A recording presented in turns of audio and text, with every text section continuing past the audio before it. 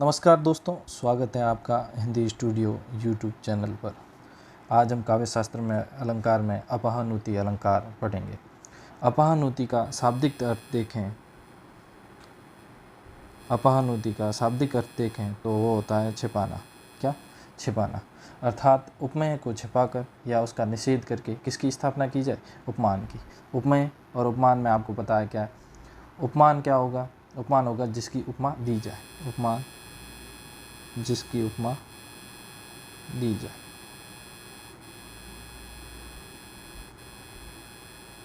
जाए। और उपमेय क्या होगा? जिसको उपमा दी जाए। तो उपमान हो गया जिसकी उपमा दी जाए और उपमेय होगा जिसको उपमा दी जाए।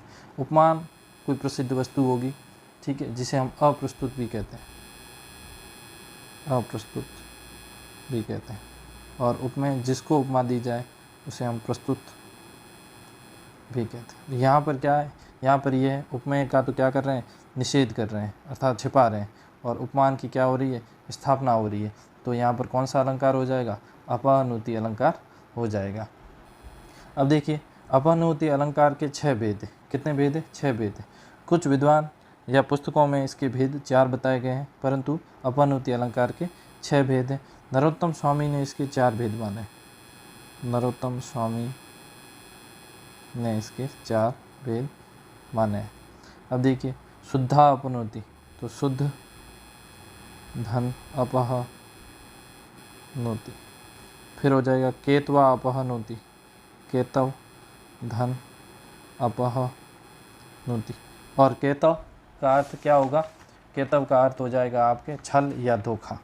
केतव शब्द का जो अर्थ है वो होता है छल या धोखा। फिर छेका अपनोति, छेक धन अपहनोति।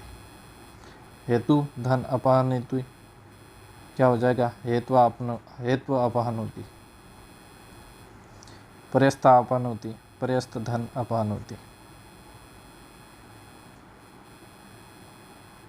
और भ्रांत्य अपहनोति, भ्रांति धन अपहनोति। ये 6 भेद हैं अपहनोति के। अब हम देखते हैं शब्द शुद्धा अपहनोति। शुद्धा अपहनोति में क्या है? जहाँ वास्तविक उपमेय को छिपाकर उपमान की स्थापना की जाए, वहाँ शुद्धा अपहनोति होगी। जब उपमेय को छिपाएंगे और उपमान की स्थापना करेंगे तो क्या होगा? इसमें एक बार नकारात्मक शब्द आएगा और एक बार सकारात्मक। यहाँ देखिए, यहाँ नहीं तो यहाँ पर सकारात्मक था, यहाँ पर नकारात्मक, यहाँ पर फिर सकारात्मक, यहाँ पे नहीं आया तो नकारात्मक या फिर सकारात्मक। तो ऐसे एक बार तो नकारात्मक आएगा। नकारात्मक आने का कारण क्या है कि उपमेय को छिपाना है, तो उपमेय को छिपाने के लिए नकारात्मक शब्द आएगा। और उपमान की स्थापना करनी है तो क्या आ जाएगा? सकारात्मक शब्द आ जाएगा। जैसे यहाँ देखिए, नहीं सखी सिवा खड़ग यह है भयंकर काल। तो ये क्या कह रही? सखी ये क्या नहीं है? सिवा की तलवार नहीं है। सिवा की तलवार नहीं है, ये क्या है? भयंकर काल है, भयंकर मौत है, मृत्यु है। देखिए यहाँ पर भयंकर काल, मृत्यु है। तो क्या बताया गया है यहाँ पर? यहाँ पर ये बताया गया है कि ये जो शिवा की तलवार है वो शिवा की तलवार न होकर क्या है? मृत्यु है। तो शिवा खड़ग क्या है? शिवा खड़ग है उपमेय। तो उपमेय को छिपाया जा रहा है और स्थापना किसकी की जा रही है? उपमान की। तो भयंकर काल क्या हो गया? आपके उपमान हो गया। अब देखिए, नहीं पलाश के पुहुप ये हैं जरत अंगार। तो यहाँ पर पलाश के पुहुप है वास्तव में, पर यहाँ पर उसको क्या बताया गया? जलता हुआ अंगारा बताया गया। देखियो, पलाश के पुहुप को पलाश का पुहुप न कहकर क्या कहा गया है? जलता हुआ अंगारा कहा गया है। तो यहाँ देखिए, एक बार नकारात्मक शब्द आया और यहाँ पर सकारात्मक आया। फिर देखिए, उर नाही उरोजिय कनक लता फल मानी। तो यहाँ पर क्या बताया गया? यहाँ पर बताया गया है कि भाई ये जो हृदय है, हृदय पर क्या नहीं है? ये स्तन नहीं है। स्तन नहीं है होकर क्या है? ये कनक लता अर्थात स्वर्ण लता का फल है। तो कनक लता फल मानी, ये क्या हो गया? आपके उपमान हो गया। और उरोज क्या हो गया? आपके उपमेय हो गए। तो उपमेय को निषेध करके किसकी स्थापना की जा रही? उपमान की। तो क्या हो जाएगा? शुद्धा अपहनोति या फिर अपहनोति अलंकार। फिर देखिए, नहीं सखी राधा का यह मुख, यह है पूनम को चांद। तो पूनम का चांद आपके क्या हो गया? पूनम का चांद आपके क्या हो गया? ये हो गया आपके उपमान। और नहीं सखी राधा यह मुख है, तो ये क्या हो गया? आपके उपमेय कि ये राधा का मुख नहीं है, ये क्या है? पूनम का चांद है। फिर आप आगे देखिए, इसमें अंग अंग जारत अरि तीखन ज्वाला लाल, सिंधु उठी बड़वाग्नि यह नहीं इंदु भवभाल। तो बड़वाग्नि को क्या है यहाँ पर, बड़वाग्नि आपके उपमान है। देखो नकारात्मक क्या कहा है, उपमेय को निषेध करना है, तो उपमेय का निषेध कहाँ हो रहा है, इंदु चंद्रमा को क्या बताया गया है यहाँ पर, उपमेय बताया है, और उपमेय का निषेध हो रहा है, नहीं नकारात्मक शब्द आया। सिंधु उठी बड़वाग्नि, ये क्या कहा जा रहा है कि अंग अंग को जला रही है, ये तीखी ज्वाला है और लाल है। सिंधु उठी बड़वाग्नि, ये समुद्र में उठी क्या है, बड़वाग्नि है, और नहीं इंदु भवभाल, ये क्या नहीं है, चंद्रमा नहीं है। तो चंद्रमा उपमेय का निषेध करके किसकी स्थापना की गई है, उपमान की स्थापना की गई है।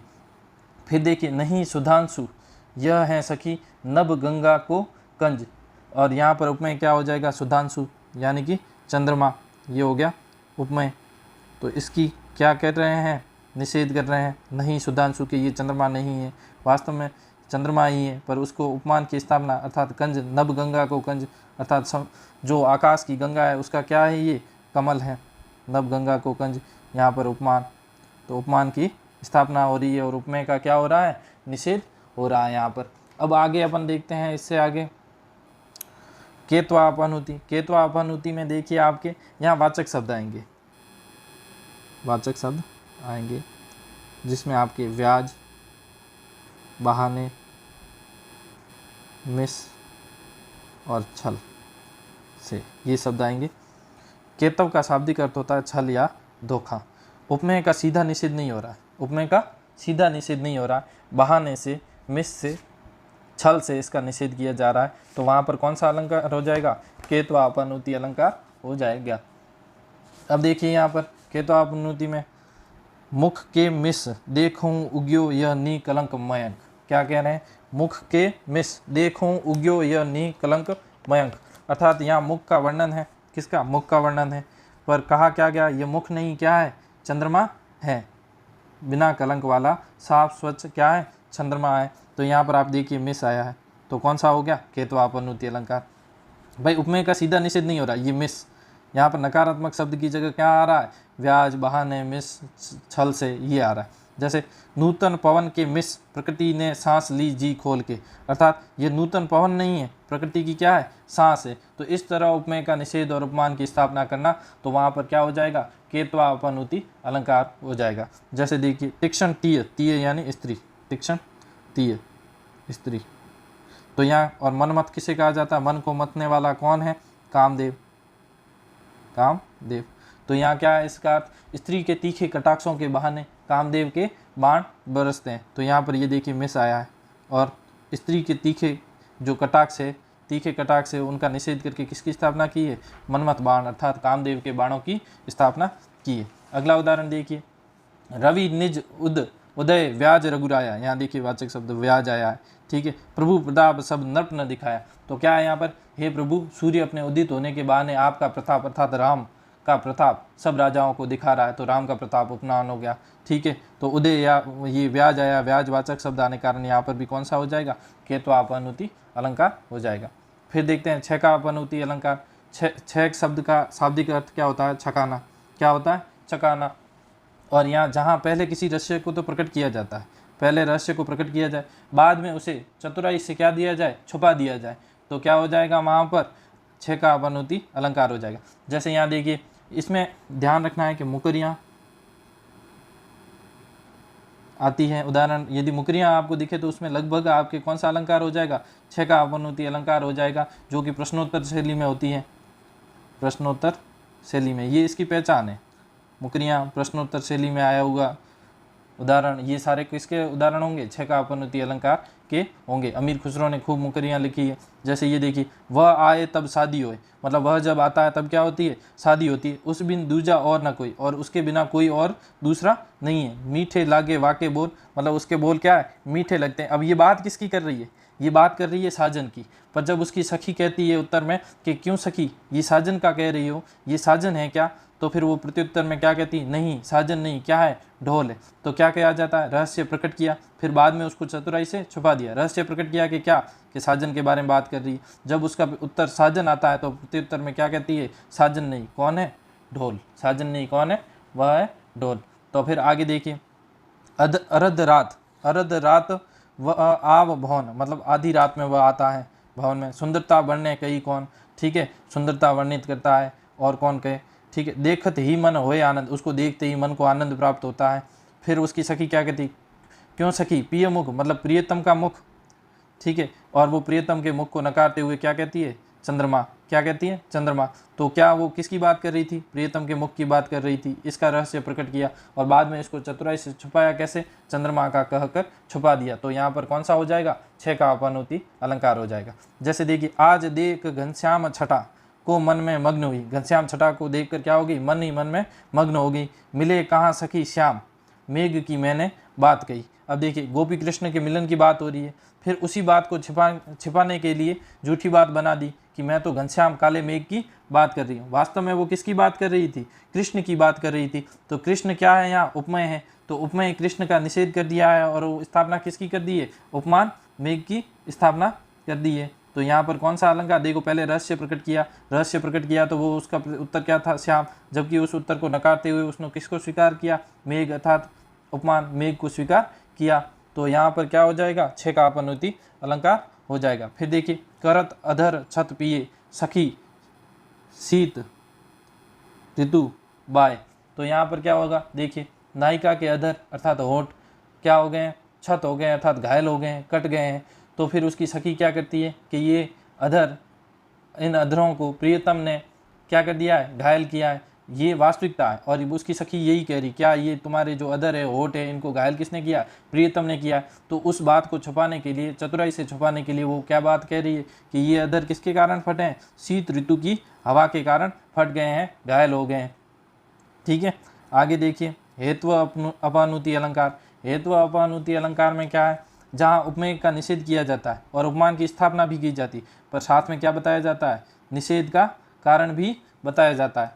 जहाँ उपमेय का निषेध किया जाए, उपमान की स्थापना की जाए तथा साथ में निषेध का कारण भी बताया जाए, तब वहाँ क्या, कौन सा अलंकार होगा, हेत्व अपानुति अलंकार होगा। जैसे देखिए, रात मांझ रवि होत नहीं, शशि नहीं तीव्र सुलाग, उठी लखन अवलोकिए बारी धीसो बड़वाग। अब यहाँ पर बताया गया है कि लखन उठकर देखो, समुद्र में क्या लग गई है, बड़वाग, मतलब समुद्र पानी में लगने वाली आग को अपन क्या कहते हैं, बड़वाग्नि। तो फिर क्या है, लखन उठकर देखो, समुद्र में बड़वाग्नि जल रही है, क्योंकि रात्रि में सूर्य तो होता नहीं और शशि अर्थात चंद्रमा की इतनी तीव्र अग्नि नहीं होती, तीव्रता नहीं होती उसकी, चांदनी में उसकी जो आग है उसमें इतनी तीव्रता नहीं होती।